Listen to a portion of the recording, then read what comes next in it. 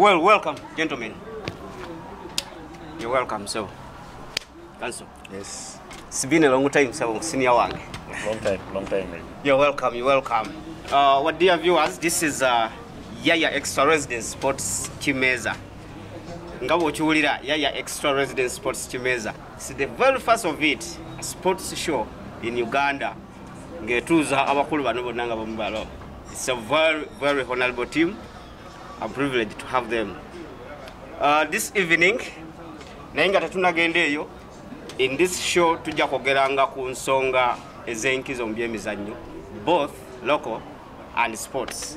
Tujja kuba flowing olulimi olujja lw'okubawo oluzungu, Luganda, Lusoga, just like that, nga bwe mujja kuwulira mu maaso awo. This evening, tujja kugulawo show yaffe eno. Nainga tunagenda ndowooza tusooke tweyanjule. Kansookere at my far right. Dennis MBIDDE Sebugwawo.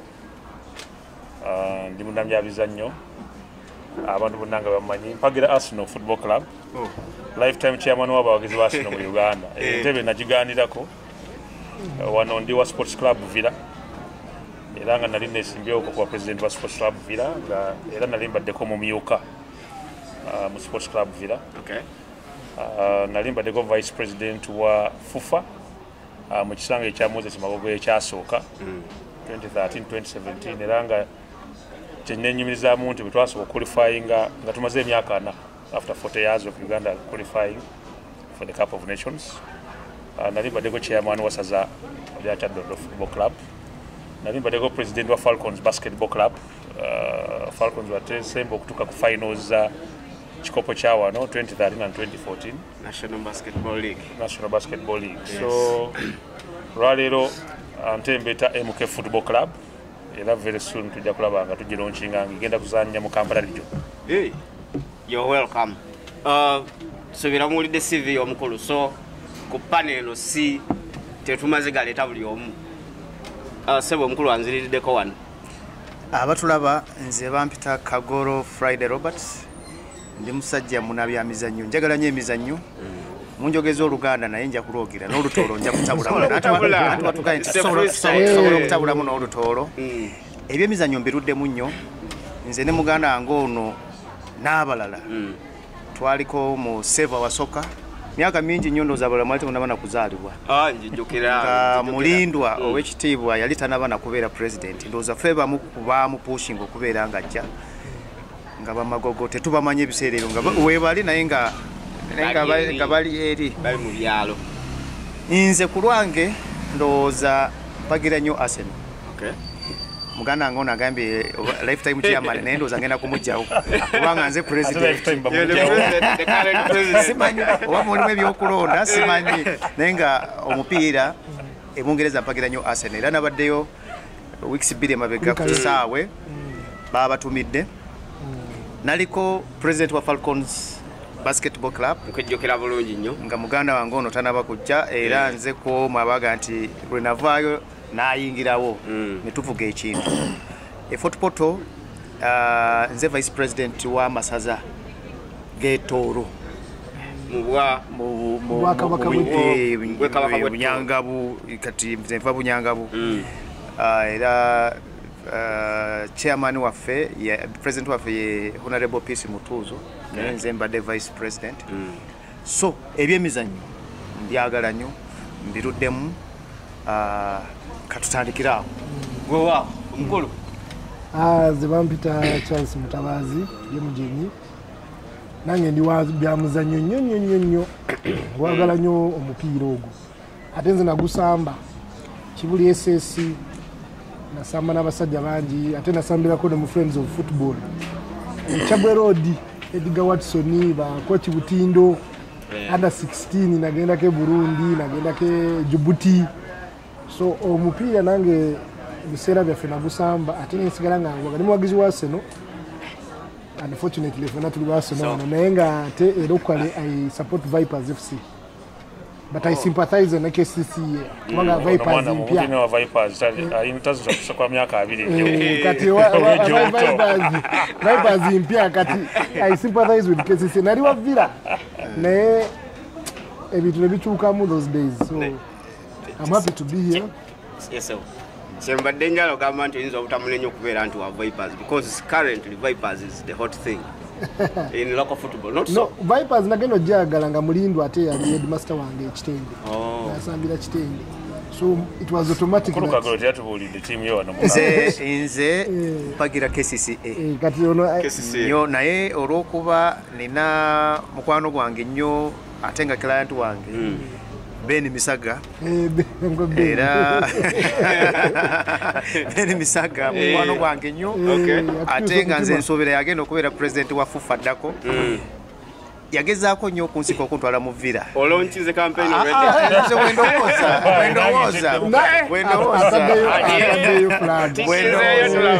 wendowooza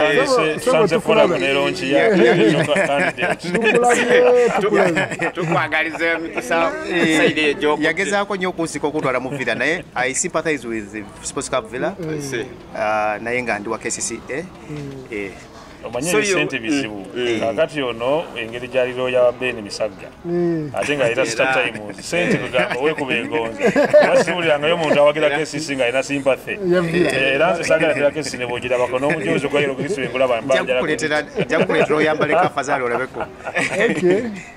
You're welcome, gentlemen. Thank you. Nze your host for the show, Yaya Extra Residence Sports Kimeeza. Daniel Nabongo TATYA lyerinnya. Nange era mu byemizannyo mbadde mukko, sijja gamba nti mbadde mukko mwendi kuba nze sports editor wa The Investigator online era nze sports host wa The Investigator YouTube channel, our TV, our online TV.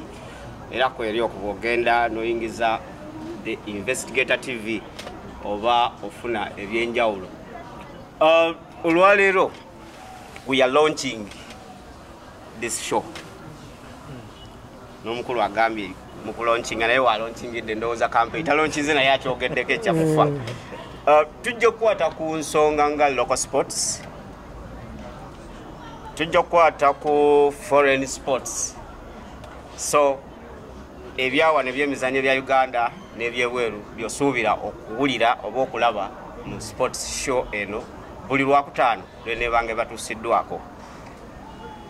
Going forward, abakulu olwaleero lwabadde lwaggulo twaguddemu ekikangabwa nga ttiimu yaffe the Silverbacks, the national basketball men's team, the Silverbacks yatraininze bulungi, eri prepared, ewa go to go, naye nga bazze nga batraininga nga balina hope the government through National Council of Sports ejja kubawa sente bakoleki batravelinge bagende Nigeria for the pre-Olympic qualifiers.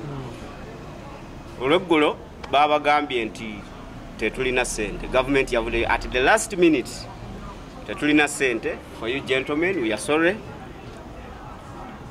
Ne ba withdrawing tebatambudde ogenda Nigeria. Awo ndabawo possible penalties, either a ban for FUBA, Federation of Uganda Basketball Federation, Federation of Uganda Basketball Associations, ne team.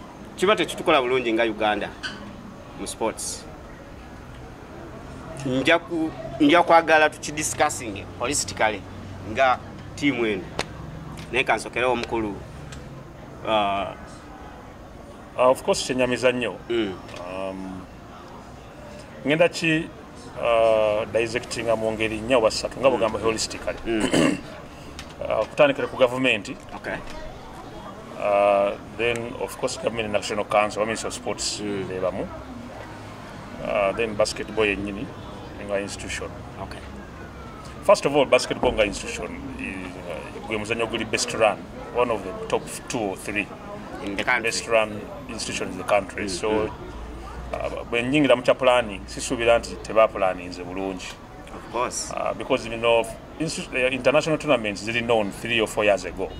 Olympics are well known when they happen. So nsuubira nti actually what okozemu pre-Olympics, which is the Olympics okozeeki of them. Ate tubadde tukoze bulungi, especially in basketball abawala.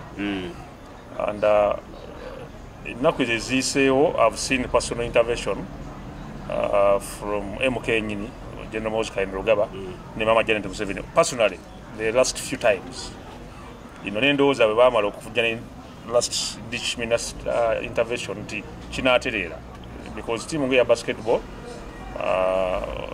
to and whatever movies, the same for the Nyaka committee, exactly. Tabak COVID, right now, and the top level, but kumpi or breaking us through. I think bazenga tabakola bubi nga oyogeddeko ku kya the Gazelles, that is their women national team. Juzi twabalabye wano in Rwanda. Bakubye virtually everyone. Exactly. So kati kinewunyisa kyenyamiza kyo kyenyamiza kinewunyisa byombi nga bitwalidde wamu. Now kyemanyiko internally simanyi nkolagana ya basketball as a federation, the National Council of Sports. Kuba National Council of Sports balinamu ebyana n'abaana nsuubira walabaka waliwo obukontano friction kuba wenzijukiramu mukulu egwel mukulu Kagoro manyi bulungi yali vice president wa basketball nasa serunjuji tegeere senior council nga kati ate yakulembera KIU era bali ku executive kirabika balina bye bavaamu eyo because at a personal level not at a national council level waliwo issue saagala gidelvingamu nnyo as the main issue, but I think sisuubira anti basketball ye game yandibadde ebulaki sponsorship tukira waliwo nenaku Haji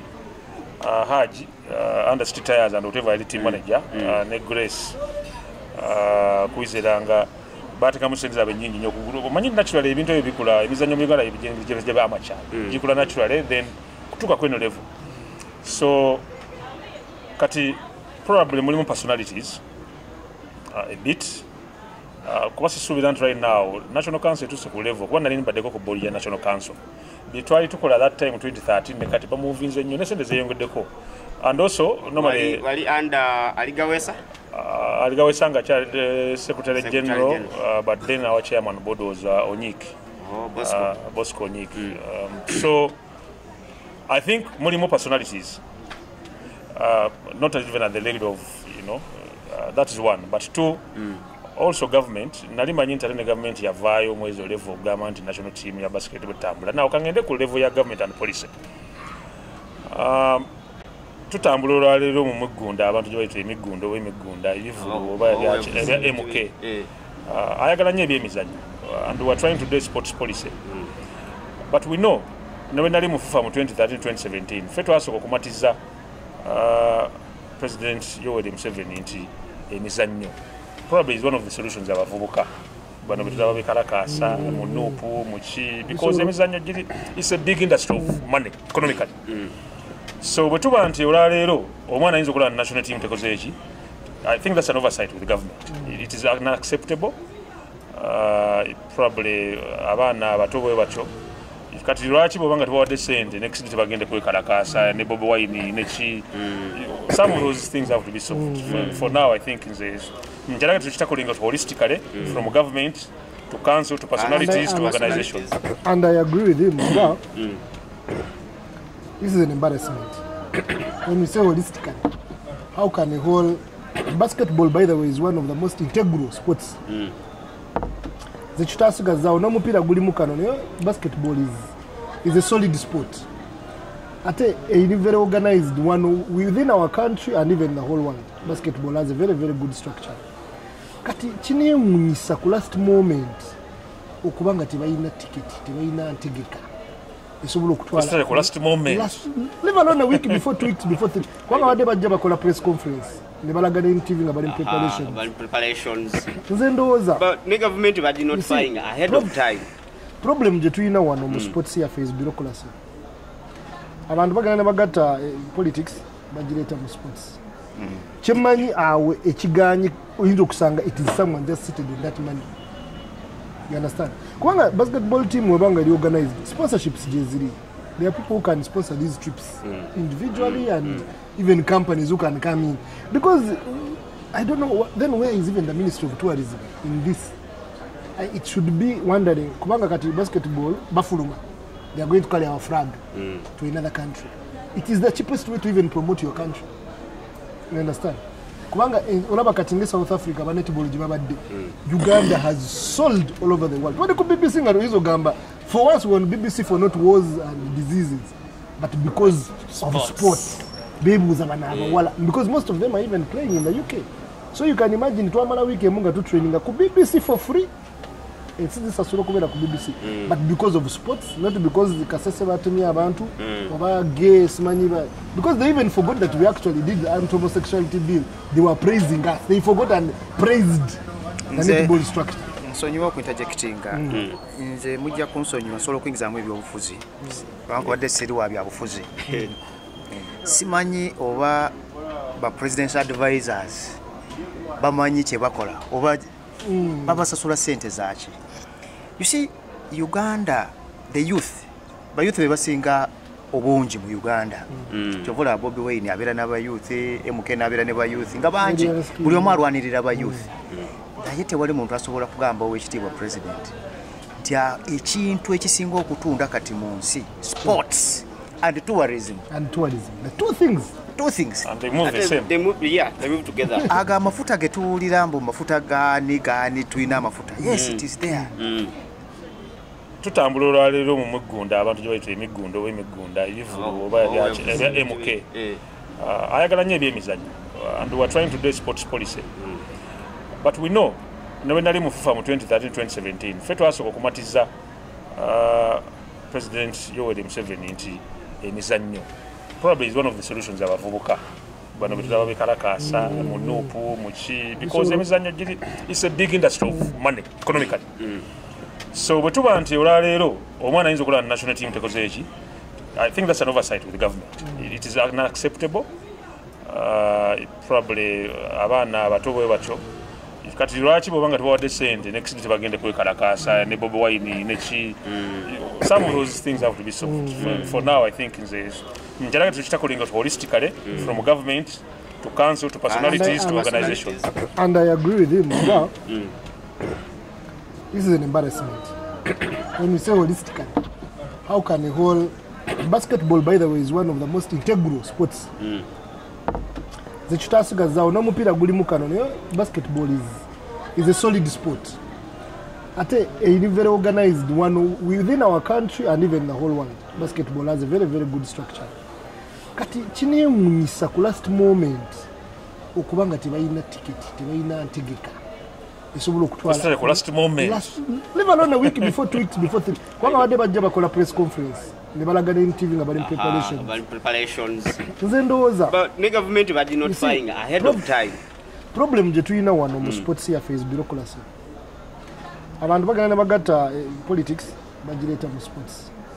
Chimanyi awe ekiganyi oyinza okusanga it is someone just seated in that money. You understand? Kwanga basketball team webanga reorganized sponsorships jeziri. There are people who can sponsor these trips individually and even companies who can come in. Because I don't know then where is even the Ministry of Tourism in this? It should be wondering kubanga kati basketball bafuluma. They are going to carry our flag to another country. It is the cheapest way to even promote your country. You understand? Kubanga olaba katinge South Africa ba netball jibabadde. Uganda has sold all over the world. What could BBC ngalo hizo gamba? For once we on BBC for not wars and diseases, but because of sports. Because most of them are even playing in the UK. So you can imagine Tuamala Wiki Munga to training ku BBC for free. It's this asuro kubera ku BBC. But because of sports, not because the Kasese Batumi Abantu or gay Smanyiba. Because they even forgot that we actually did the anti-homosexuality bill. They were praising us. They forgot and praised the netball structure. Nsonyiwa ku interjectinga nze mujja kunsonyiwa solo kwingizamu ebyobufuzi bankwadde seri wa byabufuzi.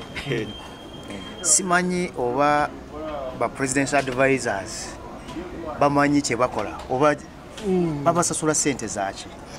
You see, Uganda, the youth bebasinga obungi mu Uganda. Kyovula Bobby Wine abeera n'aba youth, MK n'abeera ne ba youth nga bangi buli omu alwanirira ba youth. Naye tewali muntu asobola kugamba ow'ekitiibwa president nti ekintu ekisinga okutunda kati mu nsi sports and tourism. Nti nze bwe nteeka sente mu Vipers gy'owagira Mulinda bw'ateekamu miliyoni kawumbi ke nga kaateekamu afunira wa bw'akola ekisaawe bwe nteeka sente zange mu bisaawe. For instance omuntu bwagenda n'awangula gold medal afuna ki byonna bize mu biiru toba motoka oba sente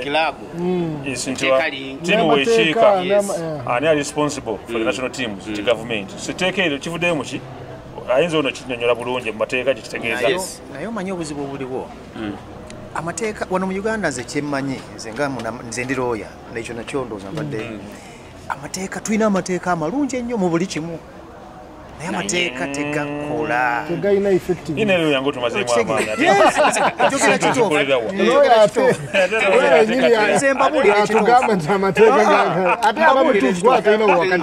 ate tewawulidde owekitiibwa president yayogedde namulidde nga respondinga to aba World Bank nga bagamba nze waliwo bye nakola naye gwe bw'obanga oyina bwe mubanga tusobola okwogera you see as we talk now weteeka weerere naye nkulayirira kisobola okukubeerera ekizibu okuwulira nti waliwo omuntu gwe bakutte ku bya homosexuality amateeka gakolebwa naye tebagakola ki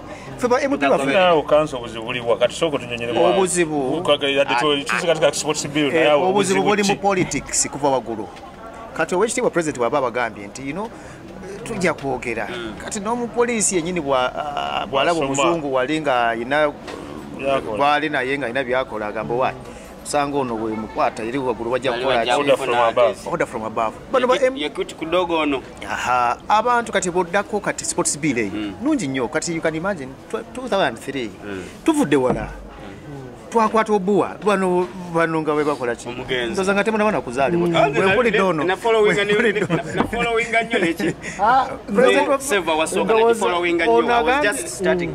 omuganda afona agambye nti yali mu friends of what eyo nagira bandooza obanga ndi namu university simanyi oba nali kakati ono kyobola awagira vipers so amateeka wegali naye nze ndowooza political will the big person he's more of a politician but not more of a sports person. He needs guidance.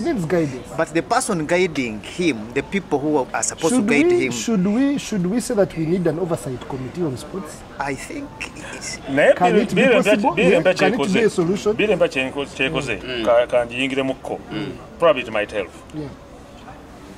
Tuwaddeko abantu ababeerako National Council yebbodde etwala emizannyo mu Uganda on behalf of the government and on trust of Ugandans. Kwa government be balina Uganda. Betogera government omanyi abantu abalowooza government eri ffe tuli eno. So government yeffe at 89 to 90%. National Council bwe batutwalira emizannyo ku luno kye bakoze duli wabeeranga ne chairman wa National Council nga mulimi tomulanga mu mizannyo naye biiru kyekoze abantu omusanvu ku board ya National Council bonna bava mu mizannyo babawadde ne competences nti chairman abeera kuba bwati I think they've only given one position to government because commissioner education and sports ayinza okurepresenting permanent secretary because of budgeting mu government but the rest of the positions olina okubanga olina expertise appointments zigenda kubeeranga zitya appointments is mattering bw'obanga olwadde osetting the benchmark nti abantu balina okuba ne competence wait mizannyo nti oba 10 years coincidentally ate mbadde njayo kukyogerako nti chairman wa National Council alidde omukulambula Sugar muganda wange meanwhile Nasa muganda wange egweri muganda wange yambuluzi baganda bange so we have been together nga bwe tuli ne Friday wano Kagoro ate nakyo kyeyinza okwewuunyisa nti chairman wa National Council yali mu basketball yali federation president emyaka 10 ya basketball kati ate bw'abanga ate basketball tukola ki awo anzireyo wakagolo nti waliwo ebintu ebimu oba political ebitakola kubanga bwebanga kiringa olalero nze okuva ne bagamba nga ndi chairman wa National Council nti national team ya Uganda tegenda kutambula waliwo kiba personal so but anyway I think Bill okubayambako nti Bill is same that expertise I think going forward nga badde agamba 7 years naye ate neralikiridde nti ate ne Kagoro mutuufu nti naye amateeka tugakola lawyer bwakyogera simanyi sikikuwulirangako gayinza obutakola ki tuddayo ku goodwill oba will ya probably the head okuba nti unfortunately East Africa nti you have to accept nti but that should not be an excuse for us that ahead it is Africa because when we see East Africa they have put a lot of concentration on sports. Because they discover there is a lot of money from sports. You can actually collect taxes. You can actually have jobs for people. You can create stadiums here and people. You look at the Kagari Arena. You can employ over 1,800 people every day. And has hosted over like 5 conventions now in it the last is year in billions. tourism. Yes. And they're doing billions of US dollars. Just one convention. Is it attractive? No, that around is out, by the way. Is that? It's just done madness. Just imagine FIFA. That is embedded in FIFA. FIFA is one of the richest institutions in the whole world. Congress is a do you know what it means? How much money comes in? Can even support? The president Chana Tanagera. Narinjo Gravano Katugotambula New what the London recently. Single is only about to feel good factor. Weekend, I want to go back and look at Omanyika to government, but first of all, England today, its biggest income is tourism, sports tourism. They're making a killing. The amount of people going in KAGORO for a game, match the game, week, and that's capital. You catch Yaya, what would you miss KAGORO cannot just attest. Baiga, Premier League, National Cricket Team is Zanya. Wakabakaba, Queen, Gauruma, Omuntu Awasa. Your government quoted that sent and take intentionally. Why feel good factor? England will cricket World Cup. Over rugby. In see you now and when you're going Bagul Nyumbo Lenz of Sarah. Nobody know Nyumba, Prince Hara was Caesar, Kangurich is in the Wadi. Government to be from a tax. You know, so they intentionally input money. You know, my auntie Prince Hara was over cricket World Cup to the host teams, or one Champions League final, Wembley. Government quarter that sent intentionally nega kati wano BIDDE supported directly by the government. BIDDE is mind sports in Muslim. Equator new government mwagala sente mekafe tugenda zija mukofa zimurumbe because they know that money is going to come back. Feel good factor. You understand? Wala beko na mbole national team ngego bina mbole eri yona. Omanye kibera. Sente okuva ku kitu house. Buli omu abadde and diameter circle radius. Nokudda ku Jinja Road still ahead of Nambole. Paka wano na buli omu abave abaja abantu batambula so ne wano mukulu Stanley mu restaurant ye era abakola ki akati omukulu ono abadde agamba muganda waffe nti twandibadde tukiwamu emyaka 7 emyaka 7 mingi nnyo ku sports tosobola kukikiriza kwazi we talk now waliwo agenda okubeera mu kuzanyayo omupiira myaka emirala 2 gyokka 3 so emyaka 7 you are killing this talent because you need to be, you know, sports otandikirawo tewali kye Saudi Arabia kusaawa zino eri mu kutwala abazanyi millions and millions of dollars. It's 7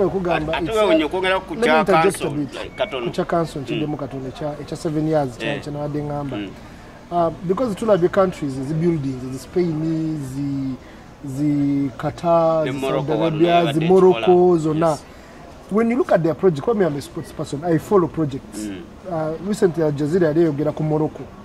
How it actually cut down sports from Negoba councils is on Nejiwa president.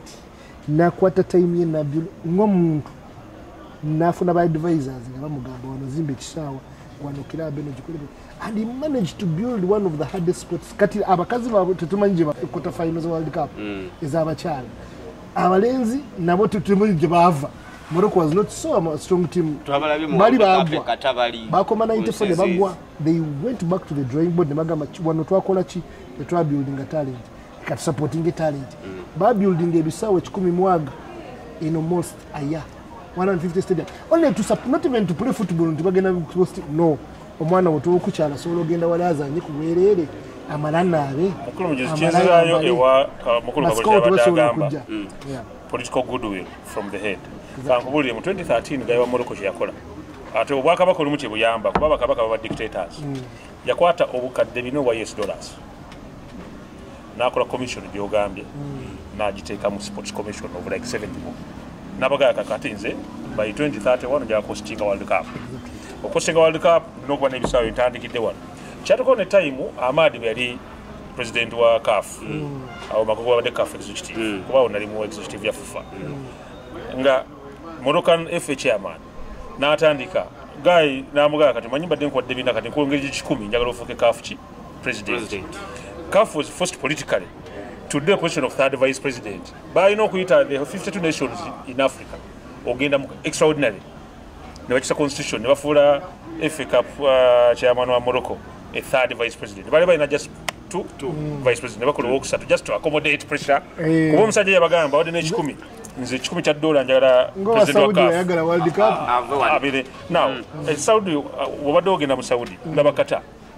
Before Qatar bidding for the World Cup, Qatar and Saudi Arabia were the known most sponsors of terrorism. True. 10 years later, can you still think about Qatar as a terrorist country? No, it is a tourist hub. It is actually, it is rivaling Dubai. Twagala President Yoweri Museveni, ekiro njifa abamuke tukimanyi. Nti sport, first of all, tell solution y'abavubuka okujjako sports. Okujjako nga ddala nga mukuluka gwe bagambye nti ba presidential advisors. Okay, where are also MKs? They have to say sports abayagala. But we need to start putting our mouth.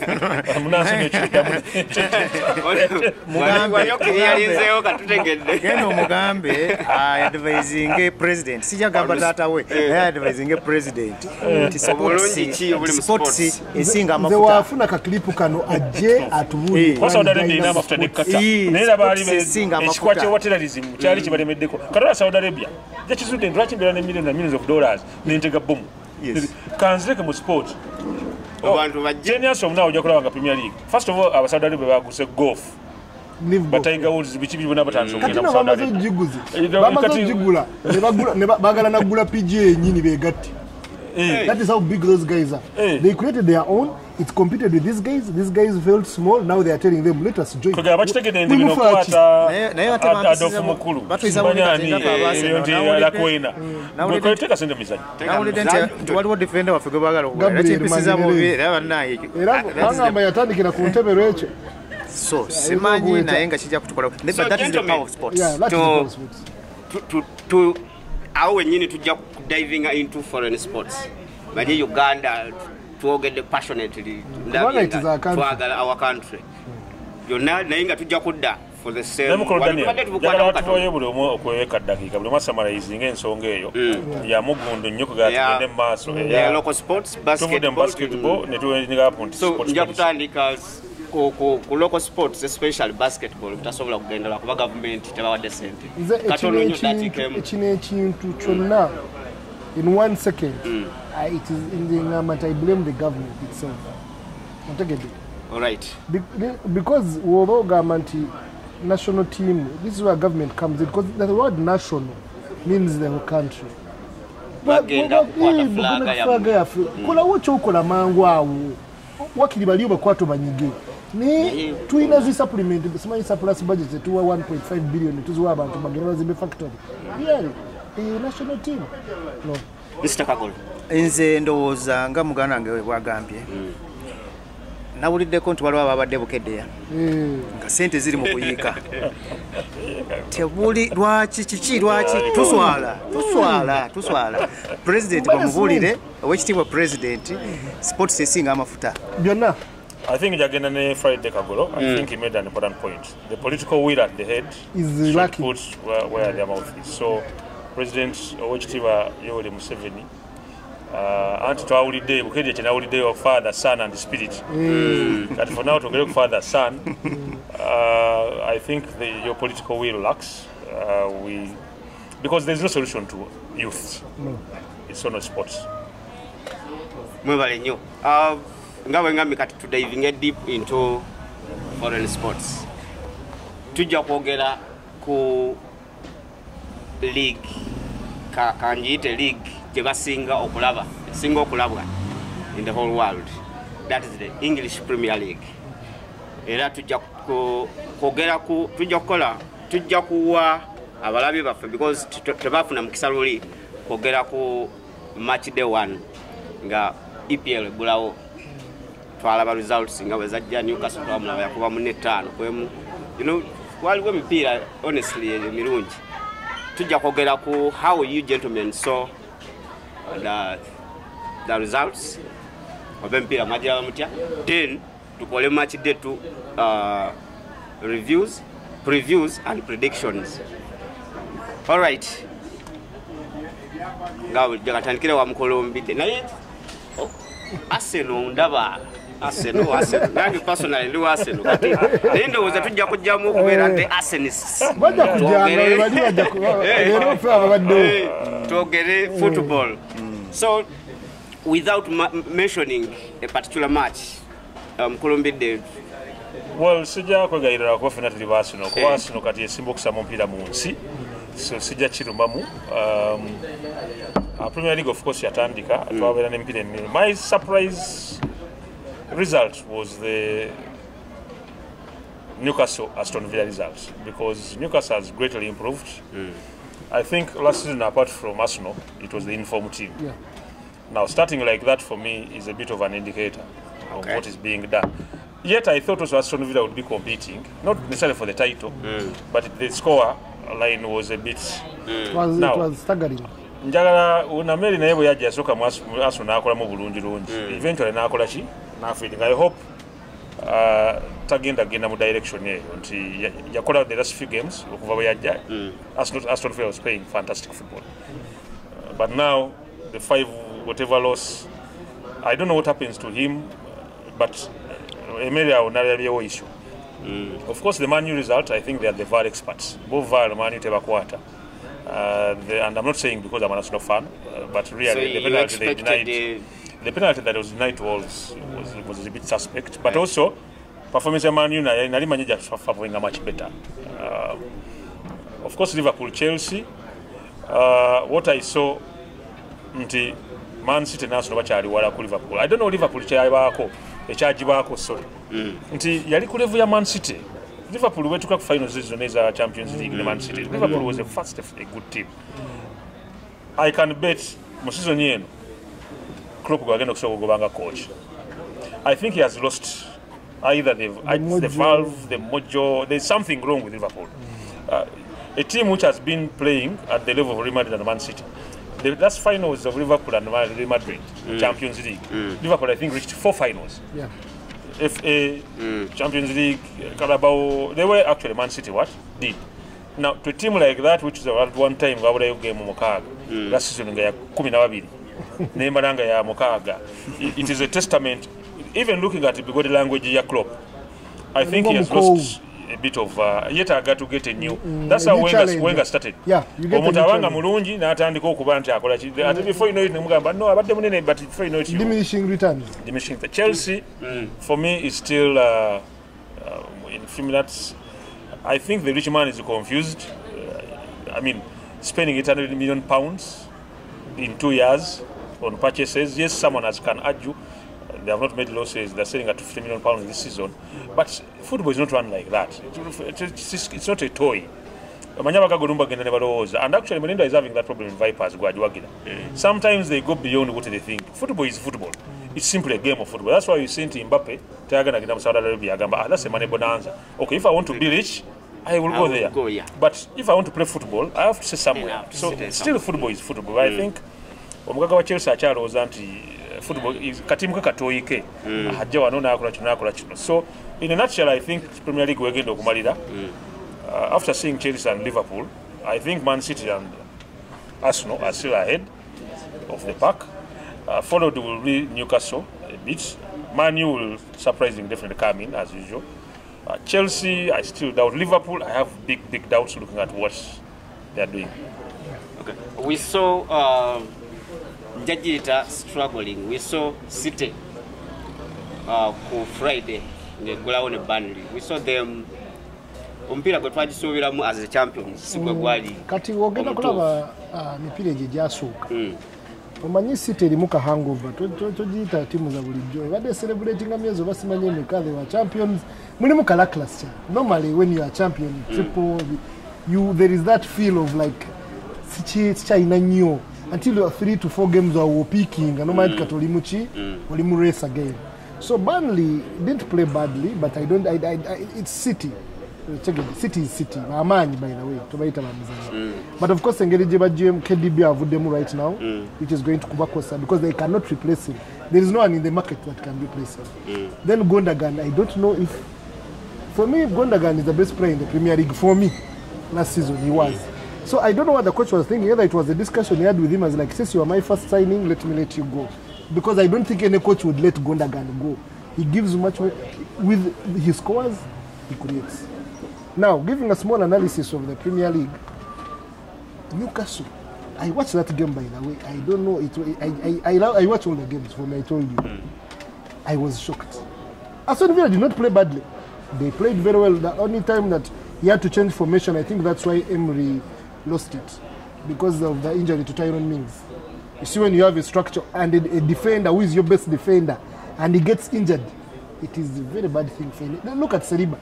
The only reason why we lost the Premier League last season is because of Saliba. They should not lie to you, Arsenal. They should not lie to you. What? Once we started conceding, confidence levels became low. Because we would lead and then the equalizers too. We would lead the equalizers again. So that would pull down the team as a whole. But if you have a strong defensive structure, trust me, if you can defend 2 goals, confidence levels are high. So Aston Villa lost the central defender, but Newcastle, I am a big fan of Eddie Howe, because even when we were after Wenger was like, why don't they risk a Bournemouth guy? He was still in Bournemouth.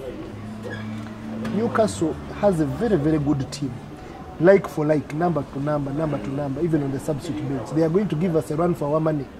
I'm telling you. Be it, you wait, they are playing with Man City on Saturday. If you have money, give that game to Newcastle. They are going to be dead. So when we continue to the other teams that I saw, Liverpool, Chelsea, those ones are... So are you giving the championship to Newcastle? Not yet. Or? I said they will give us a run for our money, because we are still the best, Man City and Arsenal. Okay. So the run for the money. Liverpool and Chelsea... Liverpool is still... Honestly, Liverpool... I like club football, but it's still... Actually, Chelsea will settle because it has no European competition. I think with that is going to be their biggest advantage. And Pochettino, probably. Yes. Then they have a good coach who knows the Premier League, who is respectable. Like these players can listen to. You see, when they were playing, they played so well. Yes, that's true. They look like they have a structure. Look like this is what we want to do. A long time, about 1 month. Exactly. So with even adding, they signed Kosaido and Lavia today. Yeah. Actually, they did their medicals today. If they can get Endo Fernandez in front, and here they have that guy Kosaido and that boy Lavias, my friend, they will only have to get a centre forward. I think he makes a good case before even he comes in. That's how he says it. Pochettino, actually, I rank him as the top 2 coaches in Premier League. Exactly. Forget where he had been. Yeah, I think he had done well at Tottenham, actually, because of on another... a mediocre team, meanwhile. Another person, abagaga issues Mulindo agoba coach buli mwaka. If Pochettino had not been sacked from Tottenham, yeah. Okay. To be some. Arsenal, Burnley, Arsenal, Nottingham Forest. Mpira go cancel nozo wa gulaba. Mpira na gulaba naye njagala kwiziganya ne baganda bange bano. Arsenal ne Man City, they are the teams to beat. That one I agree. Of course, in the siwagira Man U. Tujja bakuba paka Man U taina weri mpira gwayo na gulaba. It was just luck. Because wotunolere emipira gye babaletera. They could have lost that game. Yes, they could have lost the game. Or 10-1. But of course tetujja gamba because Ferguson yagenda edda bagambanga nti Ferguson yabeera nga atisa baref.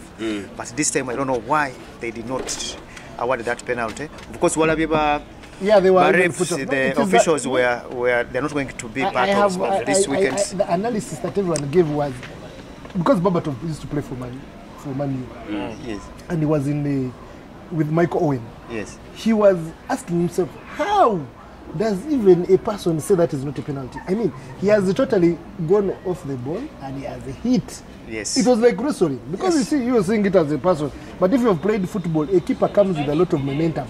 Yes. He can even hit 2 of you and you get injured. So the way they didn't see it, but a good thing, this man Howard Webb is clever. He writes a letter next morning. You find it there apologizing. But apology, you're not going to do the match. Okay, fine. So that is for Arsenal and Man City. But for me, I think Chelsea is also not a team that you're going to... That is, you see, there is always a surprise team. Yeah. Arsenal last season, but we surprised everybody. The whole world. Chelsea can surprise. Yeah, I think. Yes, it can surprise. I agree with you. Tottenham, you see, Newcastle, you see, football just like any other business. is the psyche. Kastomanya kati otunulira Newcastle osobola okunoonya star ow'amaanyi nga tomulaba. Star nze kyendoza omusajja wa Newcastle yayina abantu be ku mutima nga yakiplanning. You see that coach is signing players. I think for him he had always said if I get into a big team these are the pieces I want. And he has some money. Yes. So he does not go for too big. He wants someone who can listen to him. Kubanga buli obeera ne bastar bangi. Coach gwe bakuza wansi jukira si w'amaanyi Eddie Howe. So he was like, I need this kind. Now he signed this boy Sandro Tonali, the Italian. That boy is one of the best defensive mid. There is a time they even used to call him the next Piero. So you can see he realizes that there are people that I need and he signs them. What he has done that is by coach by different talents. Ferguson was all out. Njakulumba, Guardiola, Arteta, and Wenger Njakulumba. Alinga is an organizational coach. He believes in organization from the back. Obanga for Master Kabanga and George Graham. Ntiye tonteba. So first of all, Jenemetari Morino. Edo is a Morino. Tayaga nyoba stars banji takola chene ya sokanaga tojja kuungo. Afadhali draw. Kati bwatandikirawo, the team becomes hard to beat. Exactly. You have to break it down. You know those games you go and play. Manyina waro ura game no gane. Abasajja bano you don't ngabo Bolton ngotwabira nga no gane Bolton kati. Omuteko kulomeo week. Asaba ka Bolton. Omuteko kuloma. Dwaga na Osama Stoke City no gamba na itigana Stoke City. No gane game. Now osira week no gane Stoke. Tuesday no go ka. Now always like that. Creating the team, you can't beat me. If you're going to get 1 point from me, you have to sweat for every ball for now. Incidentally, innocent. So Bogambanga you meet a regulata. Agenda atekamu muntu omu babiri. So that is now a hard team. But not another a goal. A chapter on Yaruri is Arsenal and Man City score so many goals. But they said did not score a few. So Kakati, but this now. Botonolira Newcastle. It is going to be war for any of the top teams tugamba Kabereze Fabaseno. Council, hold on to your point. Katonao tugenda mu match day 2. Yes. Tulaba Newcastle ne Man City. Nze muliro ogo mupiira lwa kumeka Saturday December yo ogo mupiira blockbuster. Ogo mupiira it is a blockbuster. Man City by the way tenaba kubeera Man City Man City ya last season see Newcastle yakakati. I don't know if yakakati kati. But Man City is Man City. Esobola okujja ng'efuuse Man City yatwala ekikopo. So we are going to have a very nice balanced, very entertaining game. Tugamba siga nti okiwa Man City. It can go either way. But also I think I want you to kujja kujja Guardiola is, I think for me the best coach I've seen in the whole world. And he prepares teams for the next generation. Or you know, a decision. My best player, my first signing, by fouls, my team captain. Now, team captain of Mutunda. Now, you have to do it for the next generation. Kati, what teams normally do, bali in that team when they tackle. Kugamba, omwana nga kati Foden, Grealish, asambewa. Kati Guardiola agamba, Guduna that is best. Kagende kuba ino mwana agagano sikiriza ate era still 1 or 2 years ayinza okolachi like De Bruyne a 30 years 31 obokuzi ezo injuries zigenda mugwako ate yo is the other day. So you'd rather prepare ale no man in the next 2 years you know mutagata can struggling kuba yagami manyi let's struggle this season. The other 5 I'll be winning. Is very that guy Tuna both is a coach I've seen who can balance 5 years. And now, that's what Liverpool failed to do, because for him, Guardiola, when you realize that his defense was weakening, he would sign another defender. When you realize my left back is not doing well, he would do equally good. Because he has the money also, don't forget, the money is there. He will go for the one who is the best. Chimunga na Tata Chako understand the way. Alabama there. Naga no yantawanya akola sobika ngulera equally. You know, they send to but Arteta is trying to build a team that can compete. Of which every team that competes has to have every number with 2 good people. Yeah. It's not that he's dead like Ronaldo. Kwa nombara mo katika Man City. Newcastle come back to KAGORO. I think Newcastle will win that game on Saturday. But as they go in the first 10-15 games, they will not be very far off the park. Aja kwangala Burnley, after that probably Arsenal, Chelsea abereno, you know, nayenga atandise stabilizing achi. Katolaba kangule De Bruyne might not walk back into that team. I think so. You know, agenda kugamote, katingenda kukola chi. Agenda kuyiya owanguleyo player kale you can't buy another one like him. Palma inzo ga katika mbele Palma ntandike necho. He's trying to get Paqueta. Actually, you know, I don't know if today I had a million chinano bana mumua because this time na yewe mumwe bangeta ina ambition utundota rais ne Paqueta.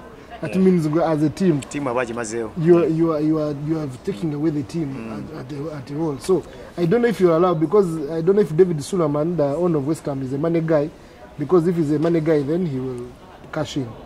So chenzira ko chemade chituda ko gamati Premier League round 2 in Jan. We are going to see a very competitive league this season. The gaps are, even the lower teams are going to bridge the gaps. Those days where you wake up and you say Man City, Bournemouth, or Arsenal, Bournemouth, you're going to win the game. Those things are going to stop. You see fire on fire. Teams are not setting up. If you look at the Premier League now, no team is setting up to defend. Nottingham Forest came to Arsenal. It knows Arsenal is a big team. It didn't set up to defend. It was like, I will attack you, you attack me. You understand? So those teams, those days, you would have a difference. You would have a team coming to play Arsenal. It would be like 5-4-1 at least. So that it can defend first half, maybe second half, and try and counter. Every team is coming. Like, you see Burnley. It is a new team promoted, but it said, I will use the formation that I've been using in the what? Not coming because I'm playing Man City, I sit. It could have scored goals even before Man City. It could have added 2 in the first half. You understand? So you see the Premier League is going to be very competitive, very entertaining, very nice. But what I'm telling you, the top 4, me, what I think. Is going to be because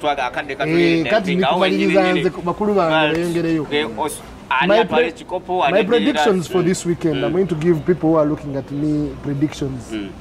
I will give you a very, very big over for Newcastle and Man City. Look for whoever Man U is playing. Man U is doing badly. Spurs against Man U. Give Spurs the game. Those are 2 games. The third one is West Ham Chelsea. West Ham Chelsea. That is also an over 2.5. Okay. Aston Everton. Aston Villa Everton.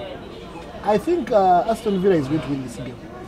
They considered 5, but they did not play bad. Actually, I saw Alex Ferguson yesterday saying, when they asked him which team impressed you more this weekend, he said Newcastle and Aston Villa. And that's him, but Aston Villa has beaten 5. It's like we looked at the stats, they had 7 shots on goal. Newcastle had 8.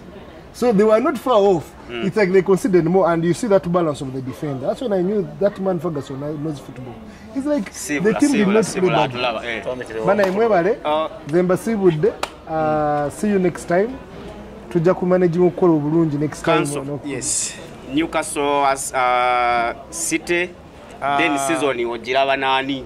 Your Newcastle City at most this is a draw or Newcastle will win. At most season ndabanga Arsenal twale chikopo. Man City ejja kuba ya kubiri. Tusobola okufuna wao timu chao Chelsea. Newcastle ya kusatu. Ngawe good. Maybe Chelsea or any other team. Okay. Nenga si Man U. Yes, that is cancel Kagoro. Well, City, Newcastle will win Man City. If they are serious about being title contenders, they need to do it now. You will not get a worse Man City. Exactly. By a hangover, from Super Cup, Bakatunda, they are fresh. I think that should go. Arsenal will win. Tottenham, Man U, Tottenham, Crystal Palace is not a nice place to go. Yeah, but we will win. It has never been our friend. We will win. We'll win it, I think. Zaha, Yabamu. And I think Olise is going to Chelsea. Yeah. Zaha bada tuteba. Alinga Drogba bwa tukubanga. Tusibule tuva So I think the Banana Sibuda, I think that's it. More than your 2 weeks. Mwebale nnyo bana yatuliza aba Arsenal mu namba tumidde katuwangula omupiira n'abamaniyu nabo batumidde ne Losi yamweddako. So that has been the Yaya Extra Residence Sports Kimeeza. Ejja kutuusibwangako buli Lwakutaano nga tukuwa reviews ne previews eza English Premier League, ne ligeze endala nga bonna jja olaba naye nga tujja kwogerako ne ku local sports nga bwe tutandise. Gentlemen, thank you for coming. Thank you too. Until next time. Thank you very much, Tatya. Mweraba. Yeah.